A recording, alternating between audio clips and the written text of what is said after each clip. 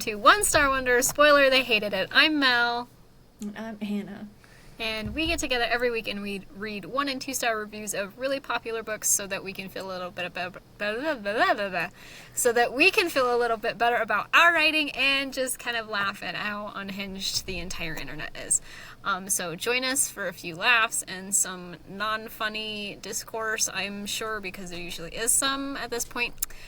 Stick around for the end where we go over 4 and 5 star reviews of an indie author that we have collected from threads. So that's kind of a self-promo little shout out we do. Share, like, subscribe, share it with your friends, hit the notification bell, all the buttons, do all the things. We want you to do those things. So, without any more chitter chatter, let's do get into it. And so I think this week we are reading a particular the particular sadness of lemon cake. Is that the title? Okay. Yes, it is the title. I don't even know the title. Okay, so we have this first 1 star, and it says, for having such a fantastic and intriguing premise, this book sure is completely god-awful. Being a fan of magic realism and of like water for chocolate, another book about emotion informing food and the course of an entire family's existence. I thought for sure I'd enjoy a book about a little girl who can taste people's emotions by eating the food they've prepared and how she copes with learning her loved one's deepest secrets. I was wrong, or at least I pinned my hopes on the wrong book. In someone else's hands, it might have been masterful.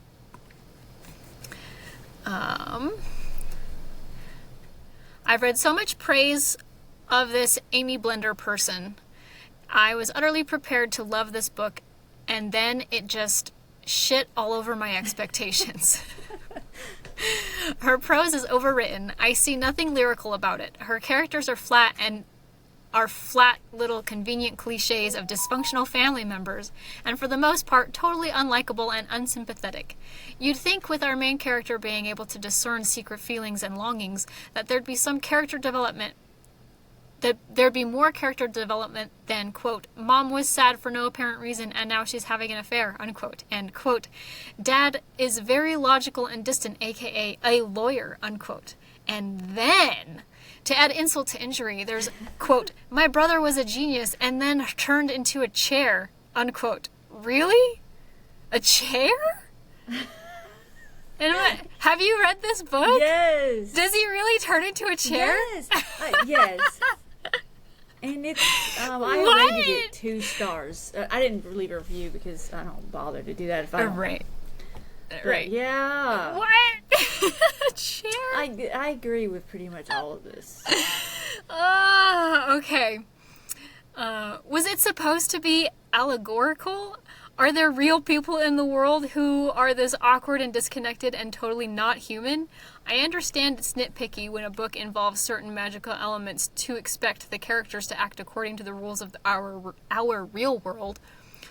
Only it's not nitpicky at all. The book takes place in the real world. Only the people are utterly one-dimensional. Their stupid magical gifts are far more believable than their personalities or utter lack thereof. Our main character, her thoughts are never the believable thoughts of a child of 8 or 13 or 17, nor are her actions anything other than robotic and convenient and milquetoastly. I don't know what that was. Milquetoasty? Milquetoasty? Oh, learning new words. And to make matters worse, the story goes nowhere. No one learns anything. Nothing is resolved. You finish this book only to wish you had never picked it up to begin with. I read it in one sitting, knowing that if I put it down, I'd never pick it up again, hoping it would pick up, begin to go somewhere, only to be dejected and sleep-deprived 200 pages later. Hats off to you, Aimee Bender, for getting this pap not only published but praised. You inspire me to start writing again, if only because I could possibly do a better job in my sleep. Oh. It's a weird book. I like the premise of it. If you read the description of the book, it sounds kind of interesting. Yeah, I'll go read it after we're done going through these 1-star reviews, but Yeah. a chair? There was no mention of that would ever be something that would happen, and it was like, what? Right. Yeah. Okay, next 1 star. I had high expectations for this book because the premise sounded unusual and fascinating. See, again, the premise sounds unusual and fascinating. I was pretty disappointed with the book overall, though, for several reasons. First, I have some difficulty with non-standard punctuation in prose, and Bender's lack of quotation marks in dialogue made this book frustrating to read at times. Yeah. There's none. She doesn't use it at all. Is that a stylistic choice? I think it must be to have a whole book published that way, but yeah. Yeah. I saw an Instagram reel the other day where, I think I sent it to you, where there was a book called Meow. I'll have to go back and check. Yeah, okay, so the book is called Meow, and the entire book is meow, meow, meow, meow, meow, meow, meow, period. Meow, meow, meow, meow, meow, period. Dialogue quote. Meow, meow, meow, meow, meow. So just like 340 pages or something like that. I know. And people, this lady's kids bought it. It was like her 9-year-old boy or something. And he's like, you can't send it back. Oh my god. I would be like, okay, fine, then I'm burning it. Yeah. It will disappear while you're sleeping. Mm-hmm. The tooth fairy exchanged your tooth for a book. I like books. Yeah. Okay.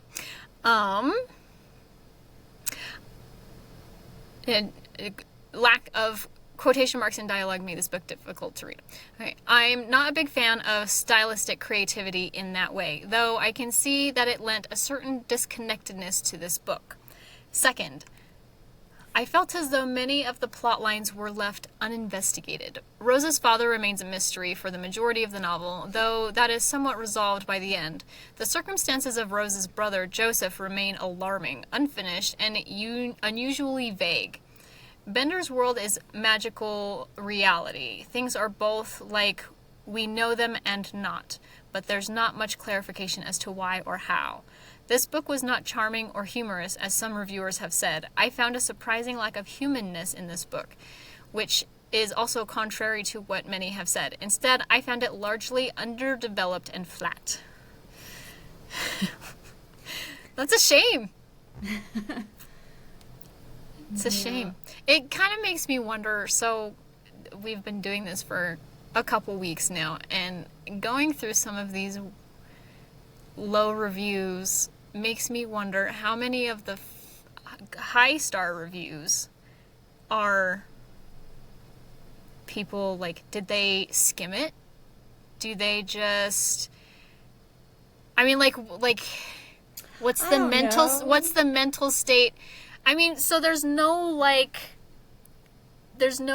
universal rating system. Right. Right. And so it's like purely opinion based, and it's like we were saying last week or the week before, like, oh, I don't read YA, so I hated this book. It's like, well, then why are you giving your opinion on it? Yeah. So there are those types of things, like, and then the people who are just diehard, I am completely 100% always will be a Stephen King fan. Yeah. You know, who, like, no matter what he writes, like, he can do no wrong. Maybe that's what it is like people that are, you know, you get people that read all the time, and they read stuff that maybe, like adult stuff is more meaty, so to speak. Yeah. And they, I feel like, are a little bit more critical. I mean, you read these reviews. Like, why are you writing pages and pages of a review? I just don't care. Like I said, I rated it 2 stars and moved on. Right. So, I mean, it's just kind of, not that I'm criticizing anyone that's doing this. It's just interesting to kind of... Yeah. Who knows? Yeah. And it makes me curious. Yeah. You know, okay, so, like, the most revered reviews of Twilight, let's say, for example, you know, where people are, it's just like, this is the most amazing book I've ever read. Like, nothing will ever top it. And then still to this day, 15 years later, whenever it was published, I don't remember, like, they're still, oh, yep, Twilight is still my number one favorite book. It's like, really? You haven't read anything since then that, like, even comes close or, like, tops it? Or I feel like it's also, like, the point in their life where they read that book. Like, it's had an effect on them or whatever, and so they're, like, emotionally attached to it, maybe? Absolutely. Puberty's rough, man. Yeah. Puberty's rough. Those poor teenage girls who, adopted this Twilight as their identity in puberty. Yeah. Okay, anyway, next 1-star review. Nope. That's it. That's the review. That's my type of review. Yeah, me too. And then, you know, I'm reading through these and it's like, okay, I gotta get one that's like a little bit meaty. I know. Because I'm like, oh, I just want to read the short ones. Yeah. Because, you know, like, I really, really appreciate the ones that get super creative. And, oh, yeah. You know, this book wasted their time, so now they're going to... They're not going to waste your time. Yeah. I just, you know, half the time I have a toddler clamming all over me while I'm trying to read these and collect them. And it's like, I don't have 15 minutes to get distracted and keep jumping in. Yeah. I should be more strategic with my time, but you know me, bedtime is my personal time. That's why I get my writing done. So maybe I should just carve out 15, 20 minutes once a week, right? To get these reviews. What? Say it, Anna. Say it. Just meal prep. Just meal prep. Just meal prep. Oh God, I wish. Yep. That only worked. I know. Oh my gosh. Okay, so sidetrack again. This is gonna be a long episode. I was on Instagram earlier. Well, I was nursing, and it was like this 2 to 3 minute video of this guy just meal prepping for the next 2 weeks in a weekend, Gosh. and not just like meal prepping. So it was clearly a homestead type of situation, and he is like the main homestead caretaker. I mean, handmade bread, handmade jam, handmade like, I'm pretty sure he went out and slaughtered the pig do that every day, like, to make the roast. No, and it wasn't every day. He was like, this is me prepping for like the next 2 weeks so that we have, you know, like, we can get up and just have a pastry. And okay, that's nice if it works, but I know, but then, you know, it's like, okay, well, does he have kids? How many kids? Yeah. Because children eat a lot. Mm-hmm. Teenage boys eat a lot. And then if somebody gets sick and you don't feel like doing anything. And... every day. Yeah. Babe, what's for dinner? Don't ask me. I will figure it out 10 minutes before I gotta cook it. Yeah. Yeah. Okay. Anyway, back to star reviews. Okay. Next 1 star. If I were to eat this book, it would taste like pizza if that pizza were made of Wonder Bread, cold tomato paste, and a slab of American cheese. So, Little Caesars, I guess. Little Caesars hot and ready. There would be hints of sawdust in it from the logs. It made me saw as I droned on and on without any direction or purpose. When I was done, there would be a lingering aftertaste of stale cotton, as normally only accompanies the morning after a hard night of drinking. Oh, cotton mouth again. Okay. My head would hurt as vigorously as well from the countless times I felt like I was pounding it against the wall when practically every statement from each character's dialogue ended in said. Okay, but that's what you're supposed to use. I know, but I believe it's just like she uses it. You know how you don't always. Oh, you don't have to use it every She does time. it every single time, and that's probably because she doesn't have any quotation marks. Yeah. So I can see otherwise you wouldn't know when it's dialogue. Right. So I can see how you get irritated if. Right. Okay. And then it says, for example, page 11. Ooh, 11. Rosie, she said. I ate a slice of cake, I said. That's okay, she said. Fine, I said. She said. What is it, baby? She asked. Yeah, wow, she asked? What a way to mix up the dialogue. At other points in the book, she still used I said when asking a question. All in all, I found the book to be dull, lifeless, and pointless. Well. Applause for getting through it with the she said, I said, she said, he said, she said. That wasn't even the... No, they probably just opened to a page and like... Or some people really do think you should switch and like, that's not really the... You know. Oh. That's like the amateur... Oh, like like way to do things. Each person taking a turn? No, or like saying she, like, exclaimed, or, you know, using so many different ones, which is pretty amateurish. Yes, I agree, because they're still on this, like, oh, well, I don't want to say said all the time. You know what I do? I try not to say said at all. Yeah. Ever. It's still, you know, it's in there a lot, but that's with me trying not to put it in. Instead, I like to use I like to use action beats. Yeah. Like, yo, Frank, hand me that Frank. He reached his arm out, like, to catch the hot dog package. You know, like, I like to use action, I don't know. Yeah. No, I like to balance it out. Yeah. But by me trying not to put said in there, it ends up balancing out. Yeah. I think if I wasn't actively like, don't say said, then it would be like a lot more. Okay, it's a really long episode. Next 1 star. Well, that was disappointing, underwhelming, overhyped, way too dull, just plain ridiculous. Oh, hi, my brother is a chair, now what? I don't know why I did that accent, the H-A-I. Hi, oh, hi. Yeah. Not something I would care to reread or recommend. And our final 1 star for the particular sadness of lemon cake. Lemon cake?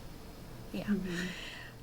I was angry when I finished this book because in any other author's capable hands, this book would have been incredible. Alas. Alright, so The Particular Sadness of Lemon Cake by Aimee Bender. It gets a 3.25 on Goodreads. And it is the wondrous Aimee Bender conjures the lush and moving story of a girl whose magical gift is really a devastating curse.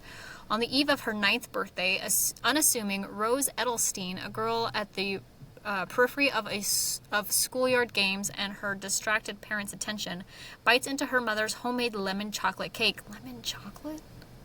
Yeah. And discovers she has a magical gift. She can taste her mother's emotions in the cake. She discovers this gift to her horror for her mother. Her cheerful, good with crafts, can-do mother tastes of despair and desperation. Suddenly, and for the rest of her life, food becomes a peril and a threat to Rose. The curse her gift has bestowed is the secret knowledge of all families keep hidden. Her mother's life outside the home, her father's detachment, her brother's clash with the world. Yet, as Rose grows up, she learns to harness her gift and becomes aware that there are secrets even her taste buds cannot discern. The Particular Sadness of Lemon Cake is a luminous tale about the enormous difficulty of loving someone fully when you know too much about them. It is heartbreaking and funny, wise and sad, and confirms Aimee Bender's place as writer who makes you grateful for the very existence of language. Okay. Sounds like a good book, right? It does sound like a good book. It does. But then her brother turns into a chair and ruins it all. Yeah, how dare he? Like, what the heck? Did you just lose your way, Amy? Is her name Amy? Yeah. To the extreme, he actually turned into a flipping chair. It. The audacity, he actually went and did it. And then I think she gets the chair. She gets the chair, so she's gets like... the chair. Like, she takes the chair that is her brother to her. I'm like, what? Like, so it doesn't go. So it doesn't make any sense. I'm gonna put my brother in the corner there. Oh, it's no. Like, he doesn't like the light. Yeah, like, you started out really good, and then you just started tripping. It sounded like a really good idea in your head. Right. It really wasn't. Okay. I'll share this time. Okay, so now we move on to our indie author portion of the day. Yeah, okay. Yeah. Wait, did that just say 25 again? Oh, the last one was 23, huh? 23. 25! Go on down! You know, I used to skip school to watch that. What? Yeah. Okay. Oh, that's okay. Bear-tree. Bear-tree? Bear-tree. By Albert Lorraine. Okay. Okay, so for our indie author today, we have Bear-tree by Albert Lorraine. And the description is, what if the Titanic was sunk on purpose? Ooh, I love a good conspiracy theory story. Yeah. And I'm pretty sure that already is one. It is. Yeah. But I love it. I love the alternate, like... Yeah, what if? Yeah, what if? What if Nemo's mom didn't die? Yeah. Anyway, I think I've talked about that before, so I won't say Yeah. Was it even the Titanic that lies at the bottom of the North Atlantic? Based on a conspiracy theory, that rivals that of the Kennedy assassination, Bear-tree follows around an assortment of passengers and their experience on the largest moving vessel man had ever built. I can't read today. Part crime, part adventure, part romance. Ooh, with a little courtroom drama thrown in. Submerge yourself in the biggest what if in maritime history. Okay, I can't read the review because it's just got a 1-star rating. Or it's just got one 5-star rating. So it doesn't have a review. So let's see if we can find out on Goodreads.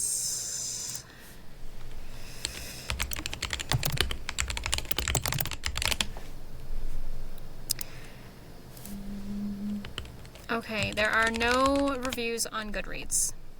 Okay.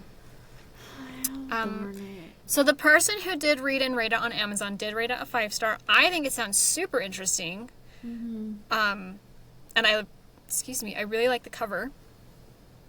But unfortunately, Albert, we can't read your reviews. So we have to do another number. Which is 2. Okay.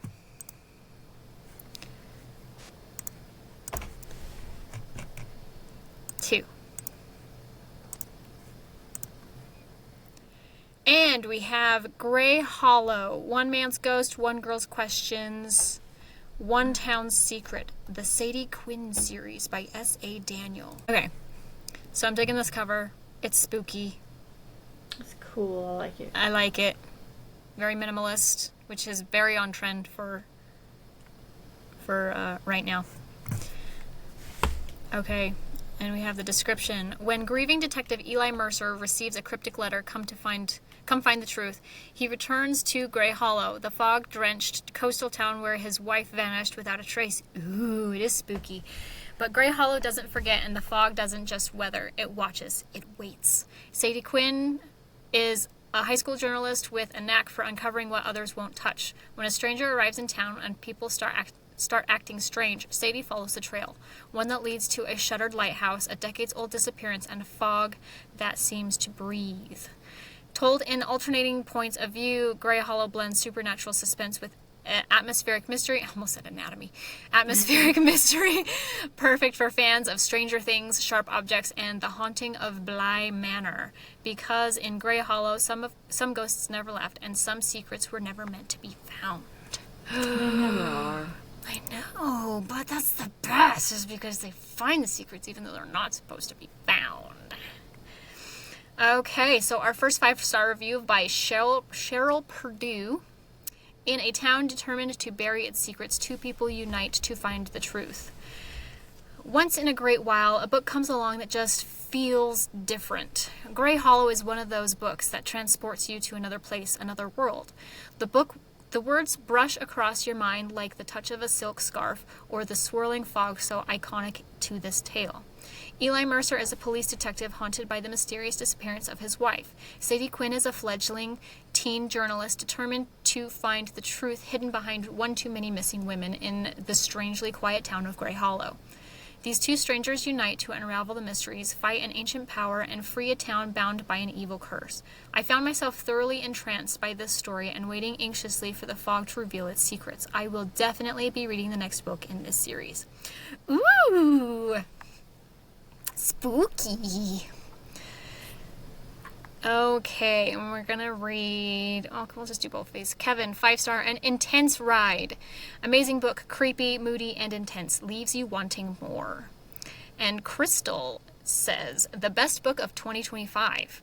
Would recommend 10 out of 10. Such a great book. It kept me on the edge of my seat the whole ride. I couldn't put it down. Read it in less than 24 hours. Love, love, love it. Cool. Amazing. So that is awesome feedback for S.A. Daniel for Grey Hollow, One Man's Ghost, One Girl's Questions, One Town's Secret, the Sadie Quinn series. So head on over to Amazon to pick that up, because that sounds spooky. I'm saying spooky a lot. Spooky. Oh, look, you froze right as we need to do our outro. Okay, so that was this week's episode of One Star Wonders. Spoiler, they hated it. Thanks for tuning in. Don't forget to like, share, subscribe, turn on your notifications, and tune in next week for another episode of One Star Wonders. Spoiler, they hated it. Bye!